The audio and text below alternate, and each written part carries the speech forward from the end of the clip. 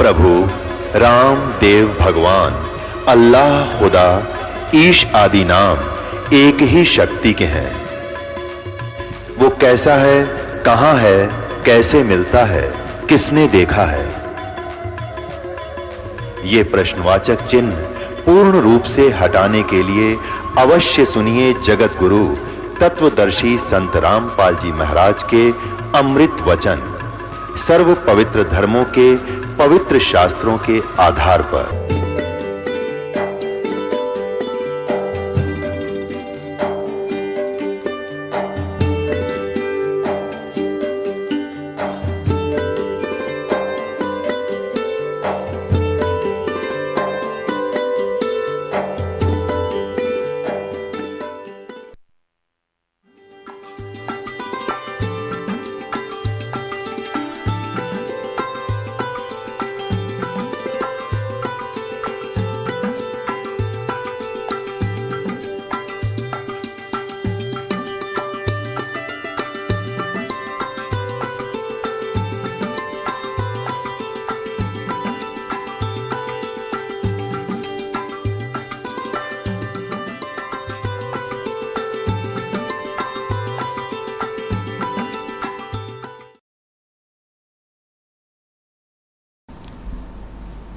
परमपिता परमात्मा पूर्ण ब्रह्म सर्व सृष्टि रचनहार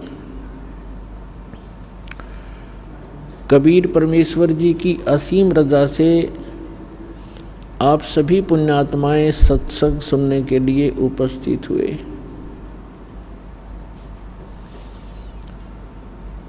प्रथम तो इस प्राणी को मानव शरीर मिलना सुदुर्लभ है। मानव शरीर प्राप्त प्राणी एक बहुत ही पुण्यकर्मी प्राणी होता है और मानव शरीर दो प्रकार से प्राप्त होता है। एक तो विधान है परमात्मा का कि प्रत्येक जीव को एक टर्न वाइज कर्मानुसार, यानी एक साइक्लोन बना रखा परमात्मा ने, एक चक्कर बना रखा है कि कैसा ही भी प्राणी क्यों ना हो, 84 लाख प्रकार के प्राणियों के शरीरों में अनेकों यातनाएं भोगने के उपरांत एक मानव शरीर अवश्य प्राप्त होता है। और उस मानव शरीर प्राप्त सुअवसर को वो खो देता है, भक्ति नहीं करता है, परम संत प्राप्त नहीं होते हैं, तो फिर उसको इतने ही लंबे 84 लाख प्रकार के प्राणियों के शरीरों में यातनाओं का सामना करना पड़ता है। दूसरी प्रकार के वो पुण्यात्मा होते हैं मानव शरीर प्राप्त प्राणी जो किसी जन्म में परमात्मा की भक्ति किए हुए होते हैं और उस भक्ति के आधार से उनको लगातार कई जन्म भी प्राप्त हो जाते हैं। मनुष्य के वो होते हैं उसके पूर्व संस्कार भक्ति किए हुए, और उन कई शरीरों में, मानव शरीरों में, मानस जीवन में यदि उसको परम संत नहीं मिलते हैं तो वो प्राणी फिर 84 लाख योनियों के उस चक्कर में गिर जाता है। सबसे पहले तो वो पुण्यकर्मी प्राणी हैं जिनको मानव शरीर आज प्राप्त है। दूसरी प्रकार के वो और भी अच्छी किस्मत के बच्चे हैं परमात्मा के, मनुष्य शरीर प्राप्त हैं और परमात्मा की तरफ में कहीं ना कहीं लगे हुए हैं, घूम रहे हैं, भटक रहे हैं। और तीसरी प्रकार के वे हैं जिनको सतगुरु मिल गए। मानव शरीर प्राप्त प्राणी को जिनको सतगुरु मिल गए तो उनकी किस्मत खुल गई। आप उन पुण्य आत्माओं में से हो, आपको मानव शरीर प्राप्त है और ये दास एक सतगुरु के रूप में आपको प्राप्त हुआ। आपकी किस्मत अन्य प्राणियों से, अन्य मानव से निराली है।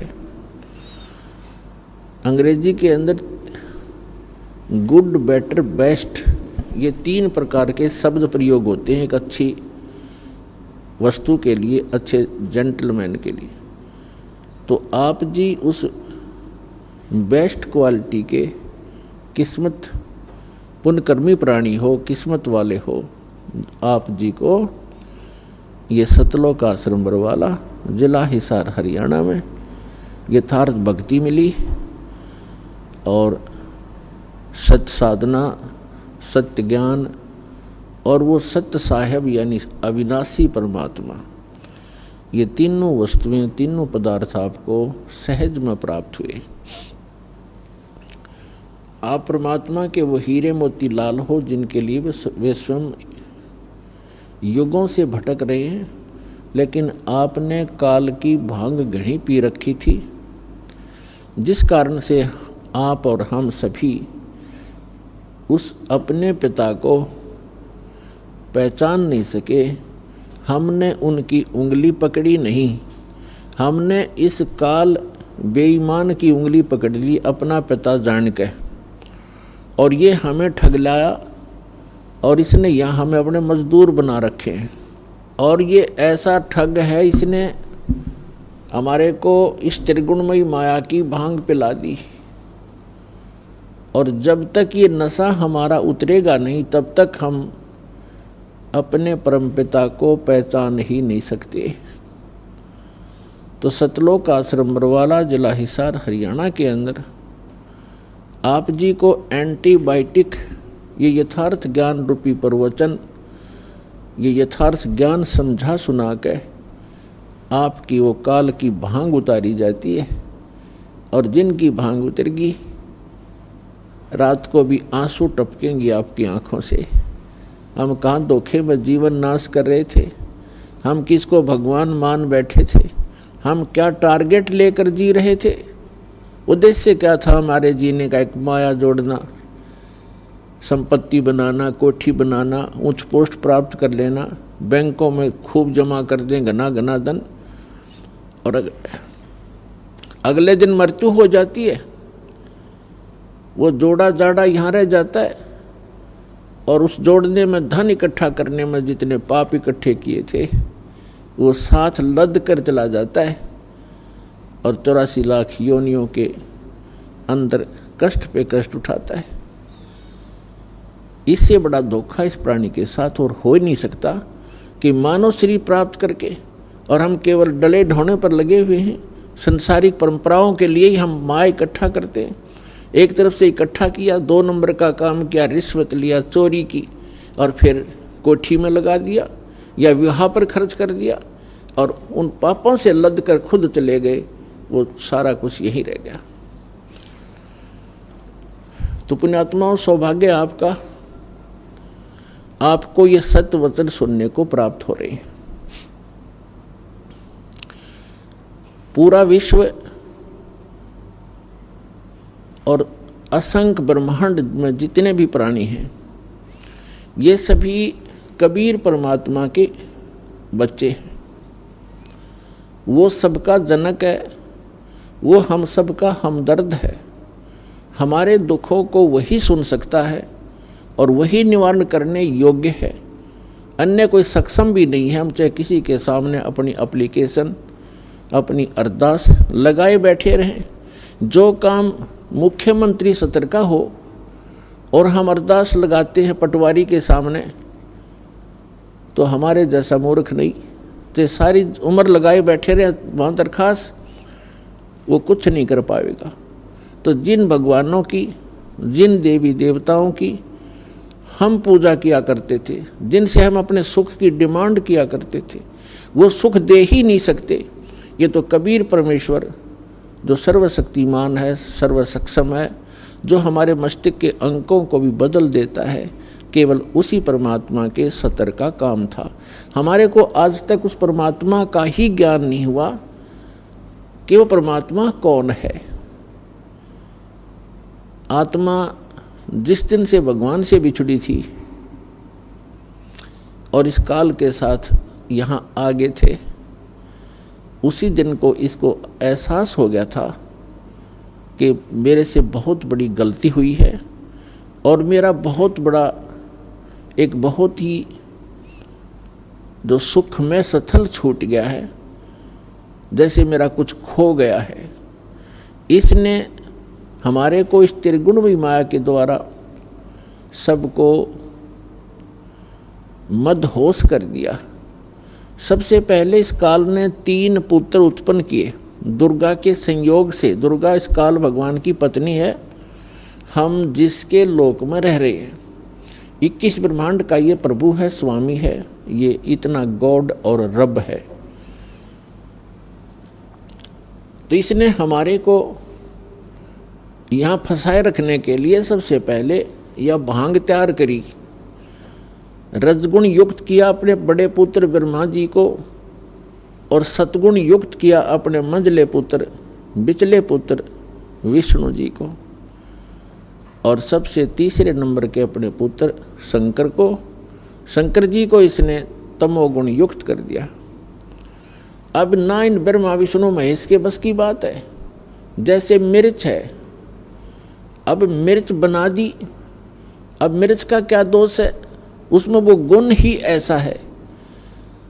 तो मिर्च के बस की बात नहीं कि उस मिर्च अपने गुण को स्वयं समाप्त कर सके। इसी प्रकार ये तीनों देवता भले ही अपने लोकों में रहते हैं, ऊपर के ऊपर अपनी इनकी तीनों की अलग से राजधानियां हैं, वहां से बैठकर ये 3 लोक के प्राणियों को, पृथ्वी लोक, ऊपर स्वर्ग लोक और नीचे पाताल लोक के, इन तीनों लोकों के प्राणियों को ये प्रभावित कर रहे हैं। ये इनके इंचार्ज बना रखे हैं। ये 3 मंत्री समझो, एक एक विभाग के, रजोगुण विभाग के ब्रह्मा जी, सतोगुण विभाग के विष्णु जी और तमोगुण विभाग के ये शंकर जी। अब जैसे रसोई के अंदर मिर्चों का छोंक लगाया जाता है,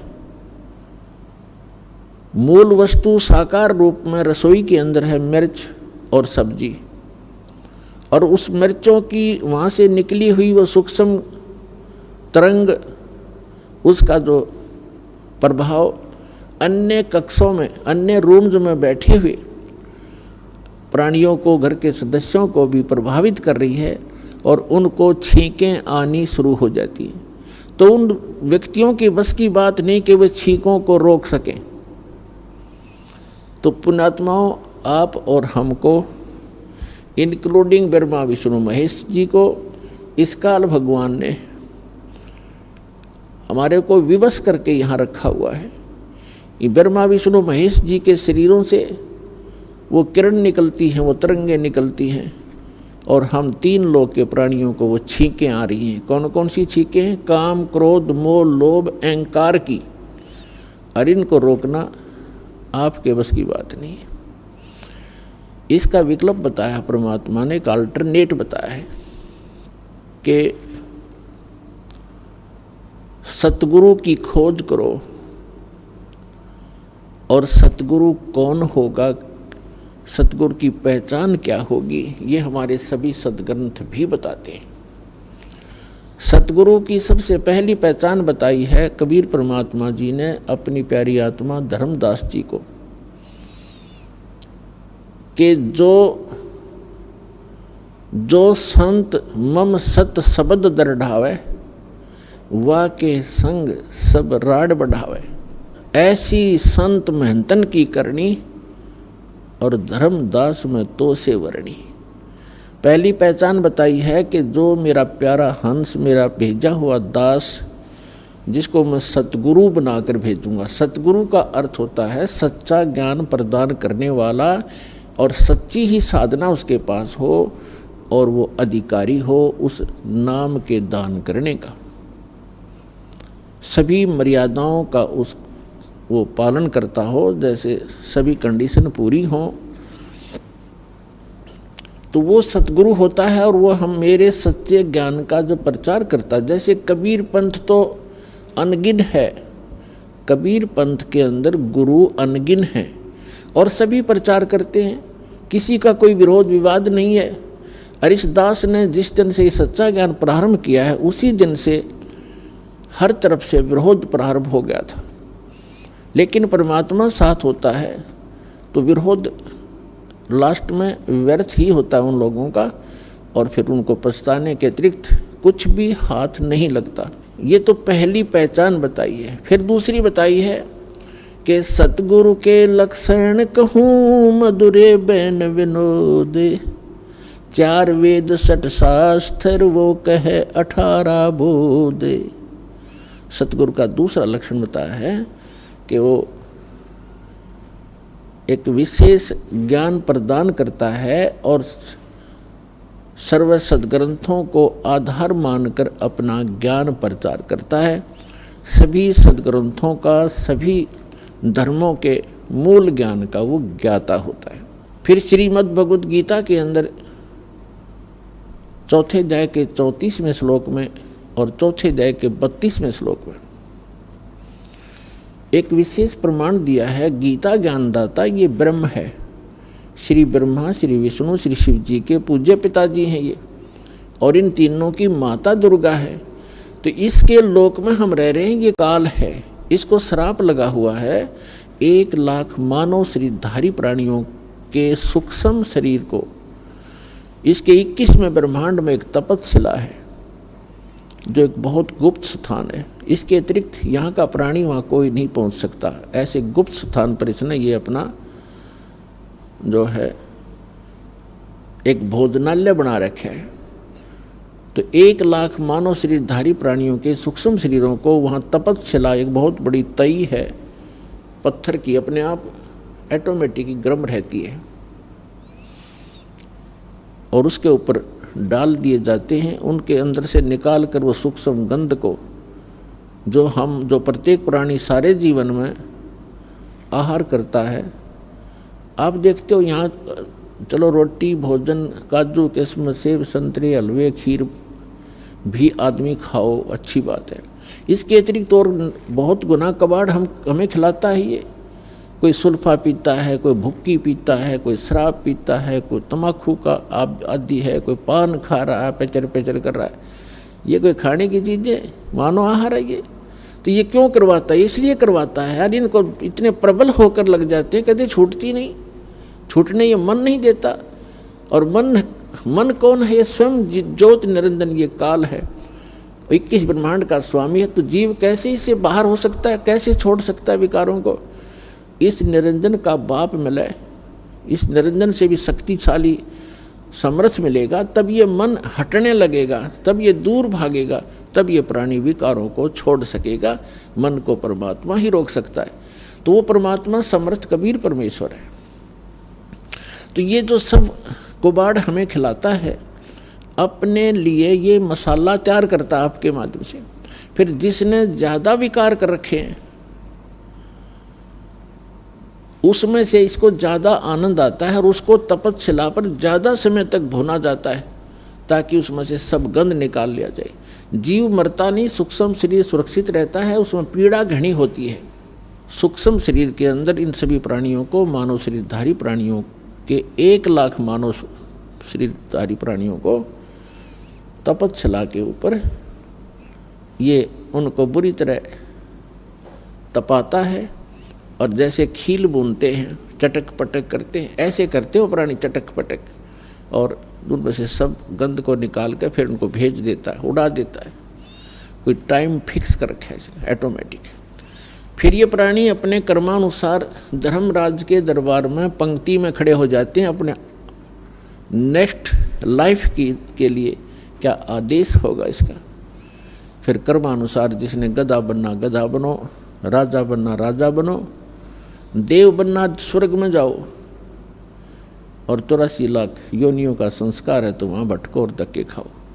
इसने अपना उल्लू सीधा करने के लिए आप जी को यहाँ रोक रखा है। तो इस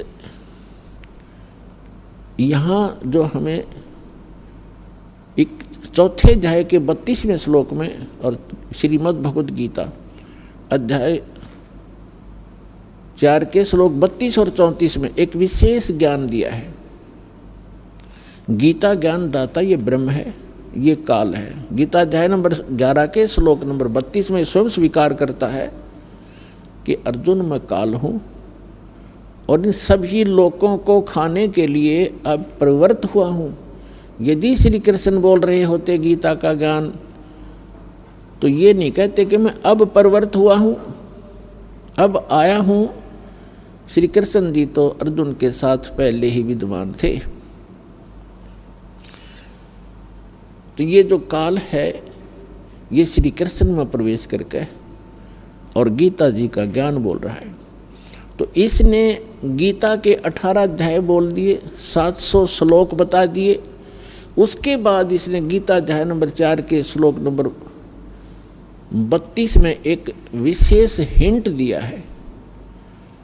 अब जो सतगुरु की एक ये भी पहचान है कि वो सदग्रंथों के कोड वर्डों को, गूढ़ शब्दों को और उनके अर्थों को वो सतगुरु ही समझता है। तो इसमें क्या बताया है कि गीता अध्याय नंबर 4 के श्लोक नंबर 32 में सारा ज्ञान देता हुआ बीच में हिंट देता है कि मैं जो ज्ञान दे रहा हूं ये कंप्लीट नहीं है। और कंप्लीट यानी पूर्ण यज्ञों की, यज्ञ माने धार्मिक अनुष्ठानों की संपूर्ण जानकारी ब्रह्मणे मुखे, ब्रह्मणे माने उस सत्य पुरुष सच्चिदानंद घन ब्रह्म पूर्ण परमात्मा सर्व सृष्टि रचनहार ने अपने मुख कमल से वो वाणी बोली होती है। वो कंप्लीट ज्ञान है। उसके अंदर आध्यात्मिक अनुष्ठानों की जानकारी विस्तार के साथ कही गई है अर्जुन। और उसको जानने के बाद फिर तू सर्व कर्मों से, सभी पापों से मुक्त हो जाएगा। अब सच्चिदानंद घन ब्रह्म ने जो ज्ञान अपने मुख कमल से बोला है वो वाणी है, वो तत्व ज्ञान है, वो सूक्ष्म वेद है। जो गीता, वेदों, पुराणों, कुरान और बाइबल 3 पुस्तकों का संग्रह है। एक तौरात, जबूर और इंजिल, उसको बाइबल कहते हैं। तीनों के को इकट्ठा जल्द किया हुआ। तो इनके ज्ञान से अन्य ज्ञान है वो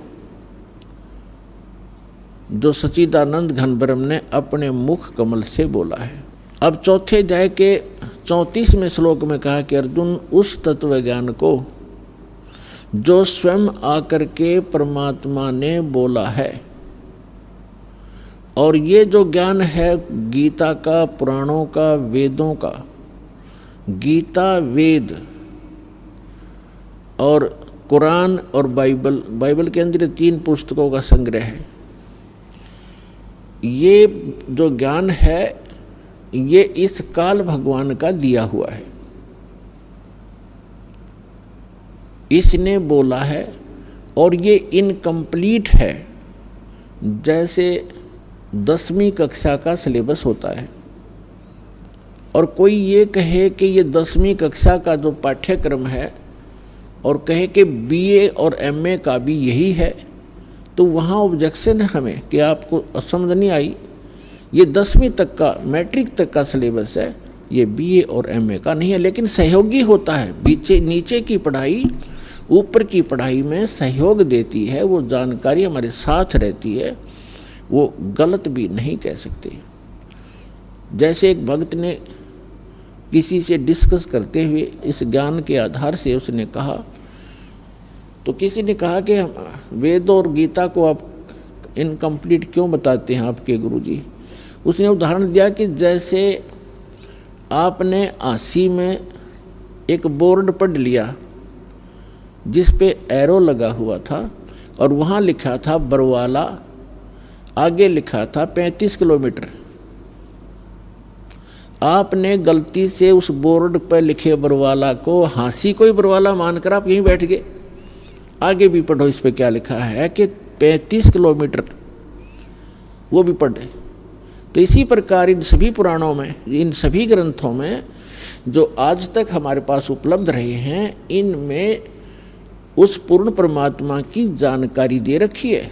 जैसे यजुर्वेद अध्याय नंबर 40 के मंत्र 15 में वेद ज्ञानदाता कहता है कि वायु अनिलम अथिदम भस्मांतम शरीरम ओम कर्तो समर किलबे समर और कर्तुम समर।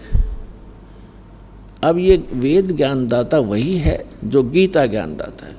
गीता अध्याय नंबर 8 के श्लोक नंबर 13 में ये गीता ज्ञानदाता कहता है ओम इति एकाक्षरम ब्रह्म विहारण माम अनुस्मरण ये परियाति तदंदेहम सयाति परमाम गतिम।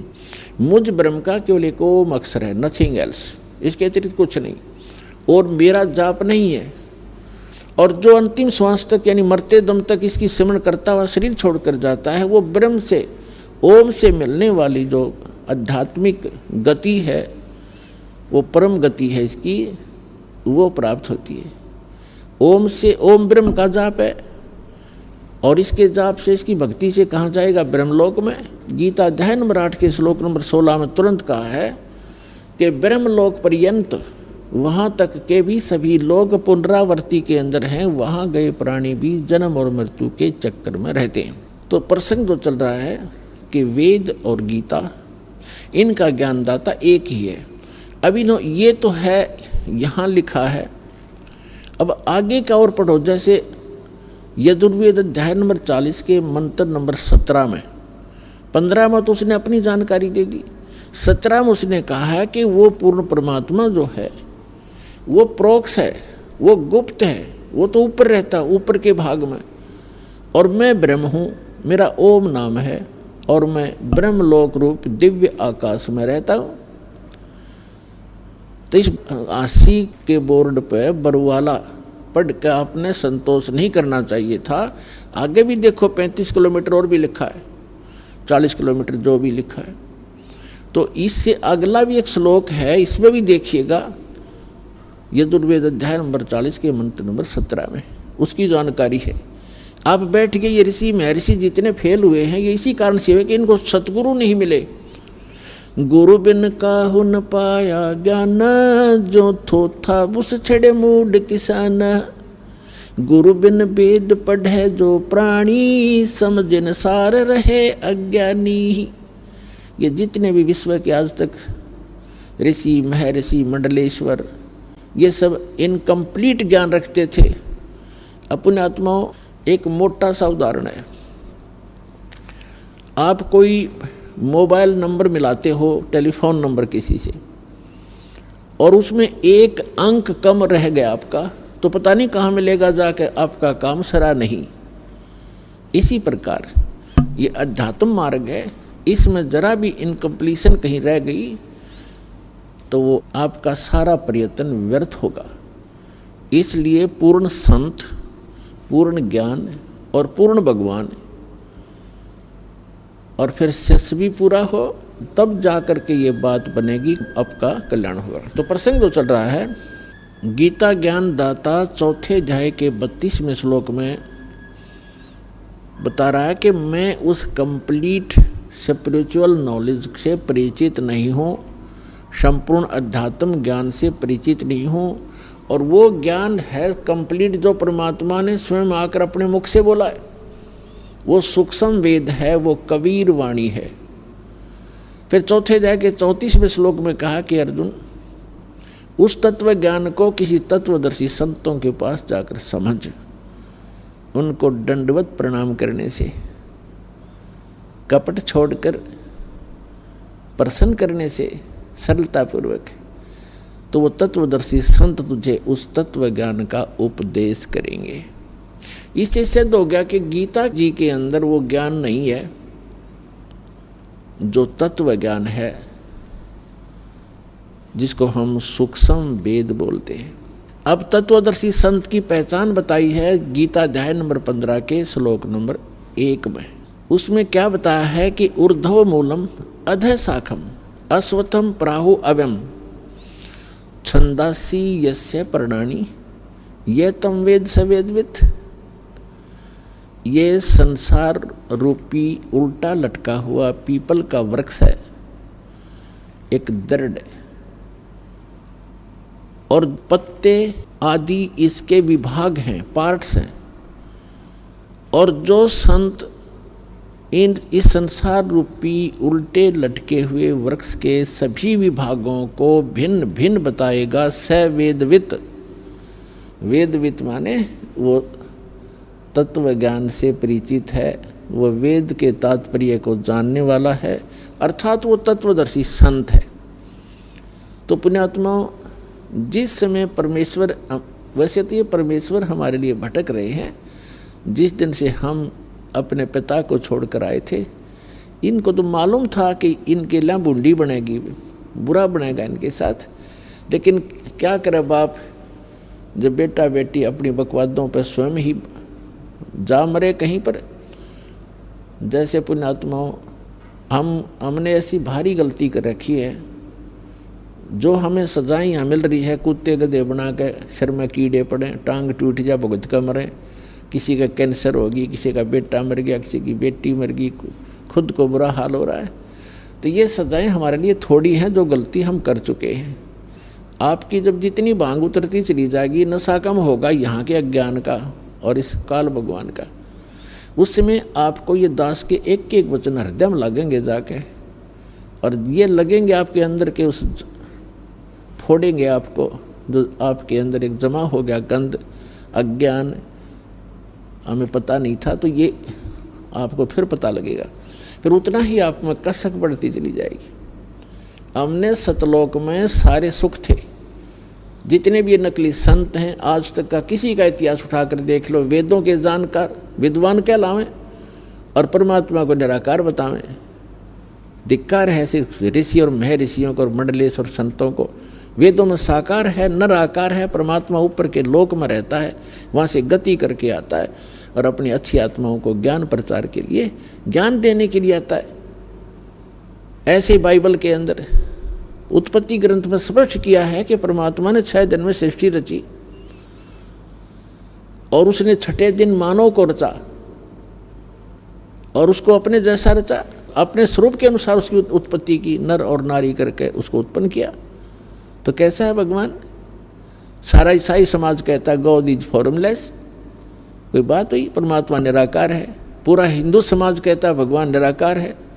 पूरा सिख समाज कहता है परमात्मा निराकार है। तो ये, और ऐसे ही पूरा मुसलमान धर्म कहता है परमात्मा बेचून है, निराकार है। और सभी सदग्रंथ, हमारे धर्म ग्रंथ बताते हैं परमात्मा से शरीर है, नर आकार है, मनुष्य दृश्य, उसका नाम कबीर है। और वही परमात्मा है जो काशी के अंदर एक धानक रूप में, एक जुल्हा रूप में आए थे। ये परमात्मा है, सबके जनक हैं, ये हमारे हमदर्द हैं। तो जो प्रसंग चल रहा है हम उसी पर आते हैं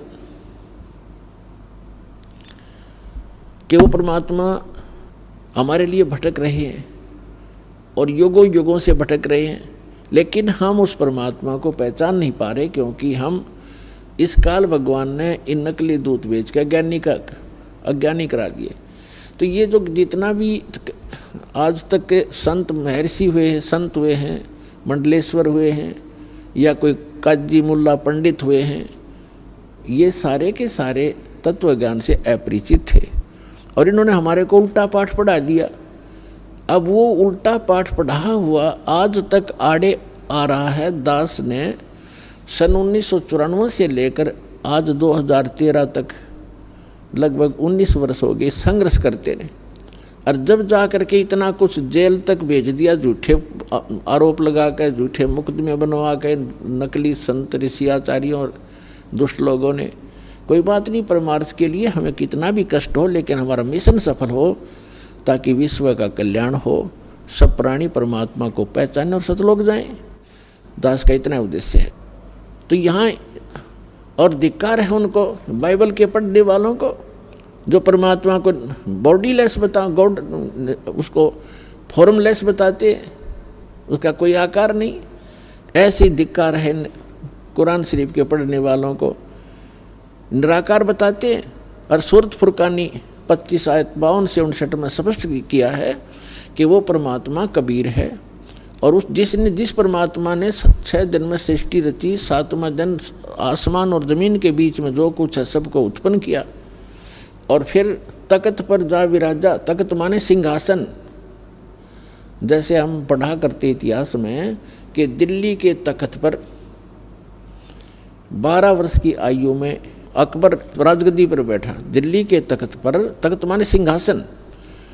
तो ऐसे ही वेदों में लिखा है कि परमात्मा देखने में राजा के समान है, वो सिंहासन पर बैठा है ऊपर के लोक में, धूलोक के तीसरे पृष्ठ पर। तो पुण्यात्माओं,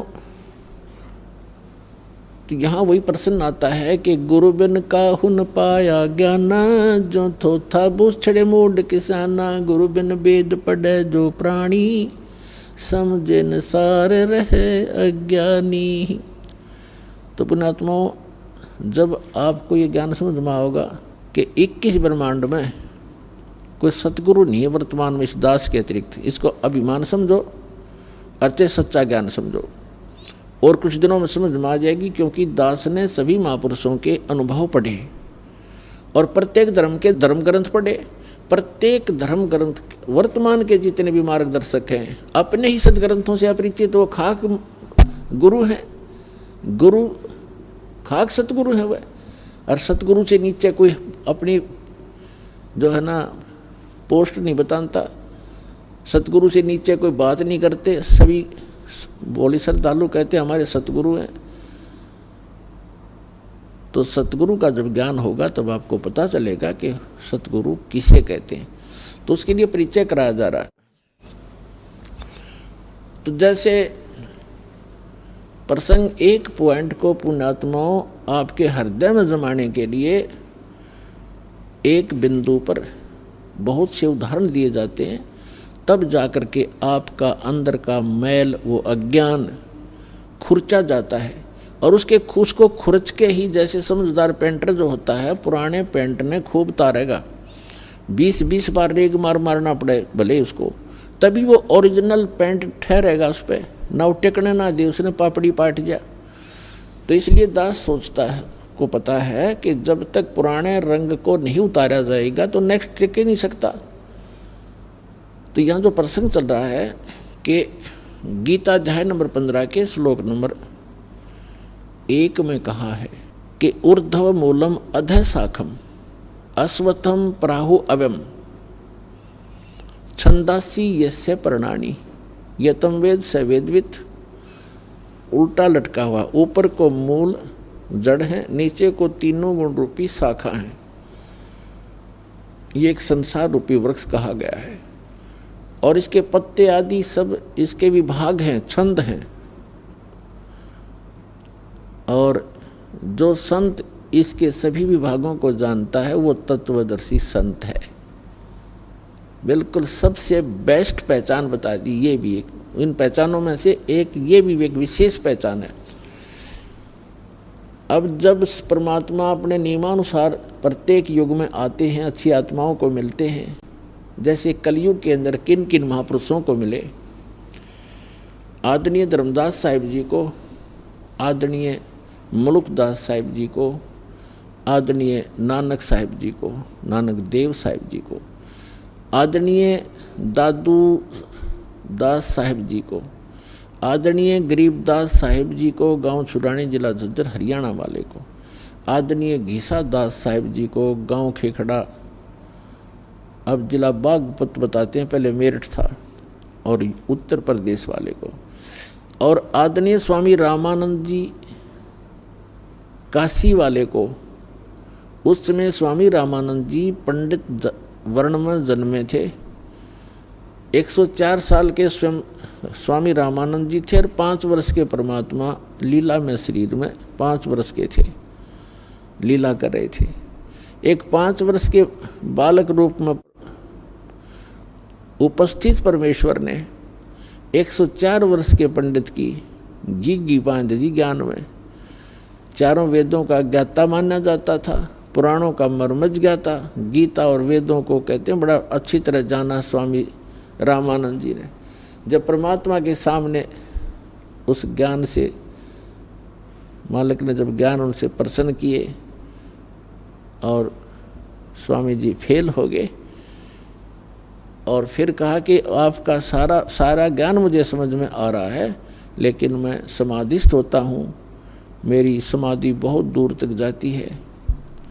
परमात्मा बोले आप समाधित होते हो स्वामी जी इस शरीर के अंदर, एक अंड कहो, एक पिंड कहो, एक ब्रह्मांड कहो, इस जो बॉडी में, शरीर में आप जो कुछ भी धुन सुनते हो, जो भी आप प्रकाश देखते हो, इसके अंदर जो भी आप और अन्य लोक देखते हो, ये एक ब्रह्मांड का सांग है, सारा एक ब्रह्मांड का साजबाज है। और हमने असंख्य ब्रह्मांडों के पार जो हमारा देश है, अंड और पिंड, इन सब के पार जो देश हमारा है, वहाँ हमारा मूल ठिकाना है।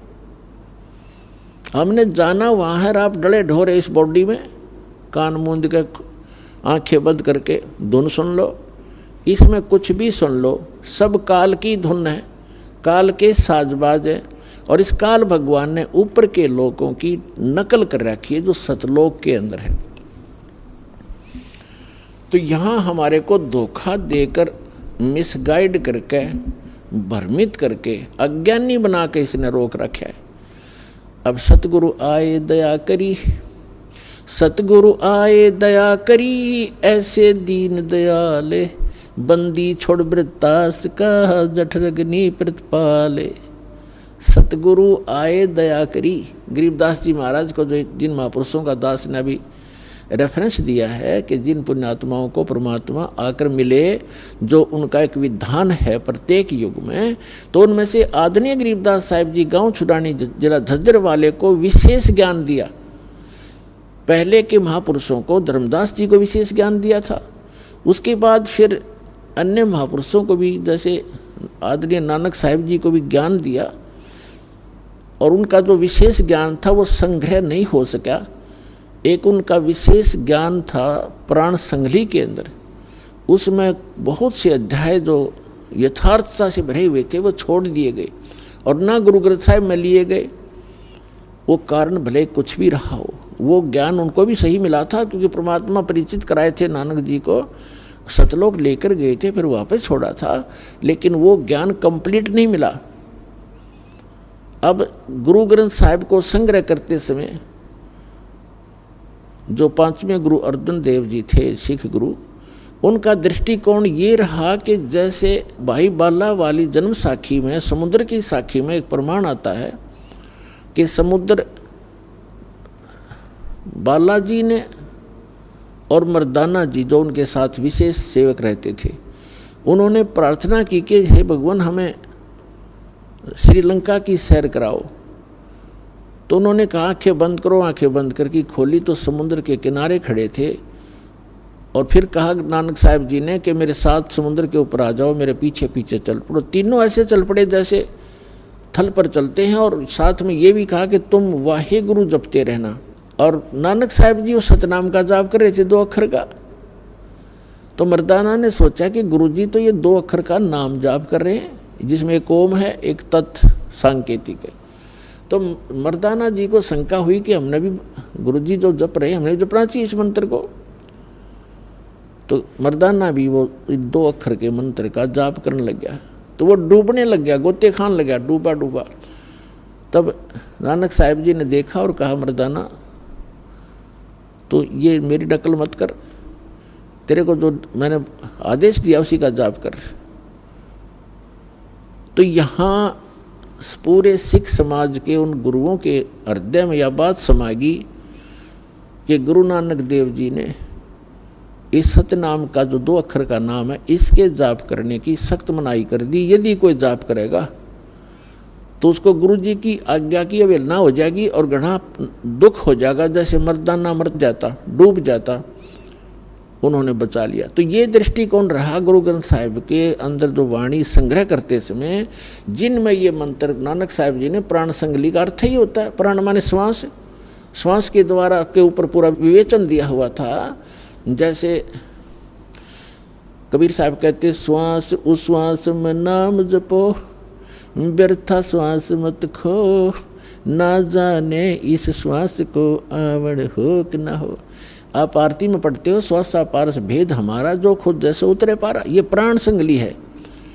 इसका विस्तार से वर्णन किया था दोनों मंत्रों का, लेकिन तीसरे मंत्र की फटक किसी को नहीं लगने दी किसी भी महापुरुष ने। सतनाम का तो यहाँ एक लीला थी उनकी। जैसे हम भाई बाला वाली जन्म साखी को पढ़ते हैं, उसमें एक बार बालाजी बता रहे हैं कि गुरु नानक देव जी ऊपर गए जहाँ तख्त के ऊपर सिंहासन के ऊपर निरंकार बैठा था, और वहाँ नानक देव जी से उन्होंने पूछा कि आपको हमने भेजा था सच्चा ज्ञान प्रचार करने के लिए और सतनाम प्रचार के लिए, तो क्या किया? तो नानक साहब जी ने कहा कि जहाँ जहाँ आपकी आज्ञा हुई वहाँ वहाँ सतनाम का प्रचार किया, और आगे जहाँ आपकी आज्ञा होगी वहीं करूँगा।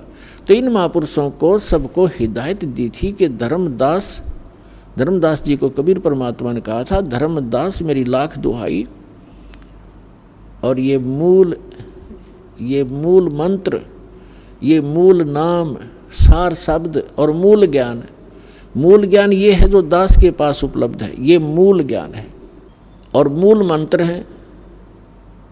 तो उस समय इन सभी महापुरुषों को मना कर दिया था, तो आप स्वयं जाप कर सकते हो, मोक्ष प्राप्त करो, और इनका एक एफिडेविट अपनी अमृतवाणी में लिख देना।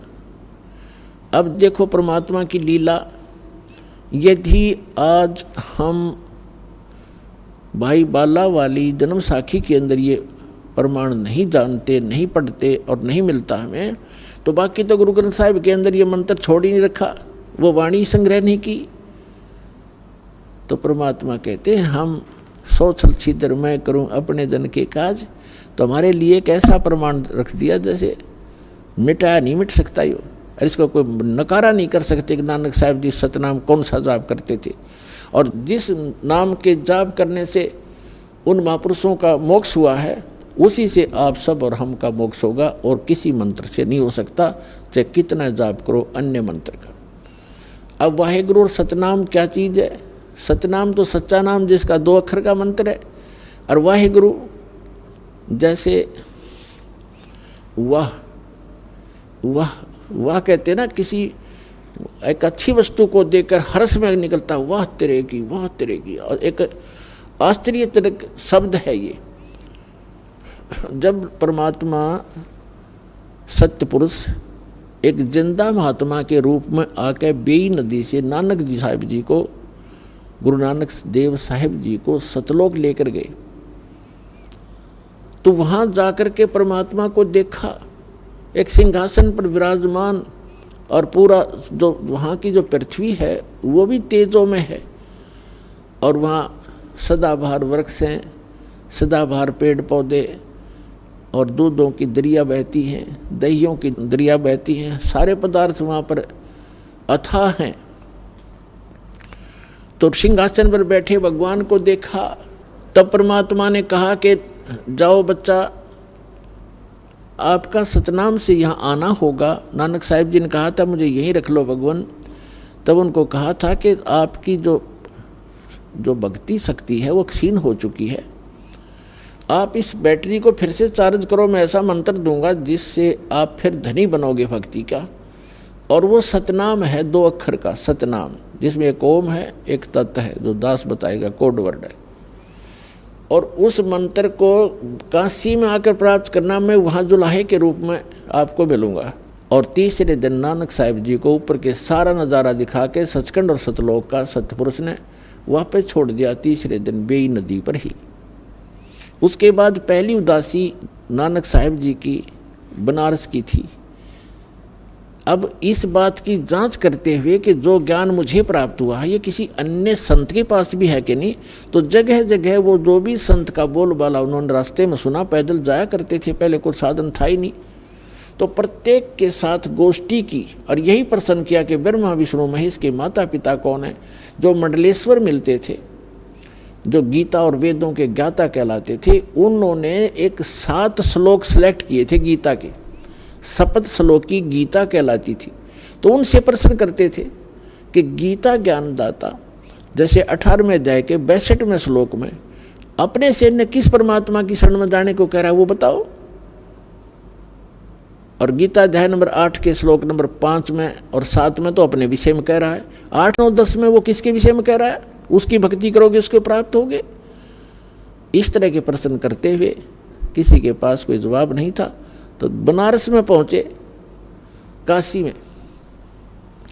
तो वहां जब देखा जा करके कि जिस परमेश्वर को सचखंड में देखा था और जिंदा महात्मा के रूप में देखा था, वही धानक रूप में, जुल्हे रूप में कपड़ा बुन रहा है। अब जिसने आंखों देख रखा वो भूल पड़ सकती है उसको। तब उन्होंने कहा था, फाई सूरत मुल्क की वेश, ए ठगवाड़ा ठगी देश, खरासियाना बोता बार। ये धानक रूप रहा करता। तो यहाँ जो वाहेगुरु के ऊपर बात आई थी, तो तब गरीबदास साहिब जी को भी परमात्मा मिले थे।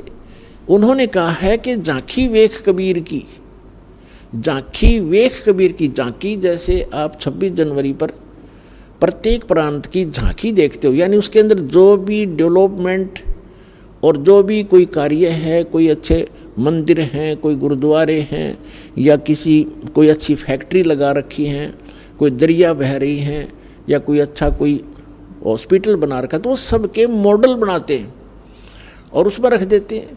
तो उनको सब बैठे हुए लोग देखते हैं, तो उनको झांकी कहते हैं कि ये पंजाब प्रदेश की झांकी, ये हरियाणा प्रदेश की झांकी आप देख रहे हो। झांकी यानी वो सारा दृश्य नज़ारा। तो क्या बताया कि गरीबदास साहिब जी ने कहा कि झांकी वे कबीर की, नानक की तीवा अरवा सिखा के गल पड़ी, वो कौन छुटावे था। यानी ये वाहे वाहे वाह तेरे की, वाह तेरे की। और फिर नीचे आए कि ओहो वाह वाहे वाहे गुरु, ये तो वही है जो ऊपर देखा था, ये है सच्चा गुरु, वाहे गुरु। और सतनाम मिले, सतनाम, ये सतनाम 2 अक्षर का। तो तब उन्होंने ये कोड वर्ड रखे थे, किसी को बताए नहीं, ये बताने नहीं होते, इसलिए इसको सतनाम कहा जाता है। तो नानक साहिब जी कह रहे थे वाहेगुरु सतनाम वाहेगुरु। और परमात्मा ने मना कर दिया था कि प्यारी आत्मा अभी इसको डिस्क्लोज ना करना, सतनाम को। मेरी महिमा का गुणगान करते रहो। जो भी पुण्यात्मा मेरी महिमा का भी गुणगान करेंगे उनका भी साथ दूंगा मैं। और अभी नहीं, बिचली पीढ़ी जब आवेगी सबको शिक्षित किया जाएगा एक विशेष, क्योंकि कलयुग नाम इसका क्यों रखा कि इसमें सब मशीनरी कामयाब होंगी, मालिक देगा वो विधि और बुद्धि। और तब ये बच्चे मुझे पहचान पाएंगे। अभी आप कहोगे सारा कुछ कह सुन दोगे तो ये नकाल के दूत आने हैं, जैसे राधा स्वामी, धन धन सतगुरु, निरंकारी, आसाराम, सुधांशुर, ये सारे इस काल तक के ही ज्ञान का प्रचार करते, नाम लेते सचखंड और सतलोक का। ये राधा स्वामी, धन धन सतगुरु, दनोद वाला वो ताराचंद, और ये ठाकुर जी जितने राधा स्वामी पंथ से निकले हुए ब्रांच हैं, दिल्ली वाले, कृपाल मिशन, ये सारे एक कुएं का पानी है ये। और ये जय गुरुदेव मथुरा वाला, ये सारे काल के चलाए पंथ थे, इनके पास कख भी नहीं, ज्ञान नहीं, और 5 नाम काल के जाप करते। ये मंत्र नहीं, सतनाम का इनको कैख का भी पता नहीं। तो परमेश्वर कबीर जी ने कहा था कि अभी इसको डिस्क्लोज ना करना बच्चों, नहीं तो हमारा सारा मिशन फेल हो जाएगा, ये बच्चे मेरे पार नहीं हो पाएंगे। बिचली पीढ़ी जब आओगी, जब कलयुग 5500 वर्ष बीत जाएगा, तो 1997 में 5505 वर्ष कलयुग पूरा हो जाता है। उस समय इस दास को परमेश्वर आकर मिले थे, कबीर परमेश्वर, और उन्हें संकेत कर दिया था कि बच्चा बेशक से सतनाम का तो दान करना शुरू कर दे। 1994 में दास ने ये दीक्षा देना प्रारंभ किया था अपने पूज्य गुरुदेव जी के आदेशानुसार। और 1997 में मेरे गुरुदेव जी शरीर छोड़कर गए थे, 26 जनवरी 1997 को। फिर परमात्मा मुझे मिले, मैं असमंजस में था कि ज्ञान कंप्लीट दास के पास, और अभी तक धर्मदास जी को भी ये कह रखा है कि धर्मदास मेरी लाख दुआई, ये सार शब्द कहीं बाहर ना जाए। तो उस समय तक दास ने विशेष ये सार शब्द नहीं बताया था, सतनाम अवश्य देना प्रारंभ कर दिया था। तब परमात्मा आए और कहा बेटा शुरू कर दे, डोंट वरी, अब आ गया वो समय। तो पुण्यात्माओं ये वो समय है, इसके लिए सभी महापुरुषों से कहा था कि धर्मदास मेरी लाख दुहाई, ये सार शब्द कहीं बाहर ना जाई, सार शब्द बार जो पढ़ी, ये बिचली पीढ़ी हंस नहीं तरी। फिर कहा था कि सार शब्द तब तक छुपाई जब तक द्वादश पंथ ना मिट जाई। अब काल ने कहा था कि जब परमात्मा के आए थे अपने पुत्र जोगजीत के रूप में, तो इस काल भगवान से वार्ता हुई थी। तब काल भगवान ने पूछा था कि आप कहाँ जा रहे हो? तो परमेश्वर ने कहा था मैं नीचे जाऊंगा तेरे ब्रह्मांडों में, और तूने सबको मिसगाइड कर दिया, भगवान का नाम और निशान मिटा दिया, अपनी महिमा का गुणगान करवाता है, झूठे मंत्र जाप करवा के उनको यहीं डाले रखता है। क्या बुरा हाल कर दिया तुमने। मैं वहाँ जाके बताऊंगा सबको, और तेरा भंडा फोड़ करूंगा, बताऊंगा कि तू काल है, तू भगवान नहीं है।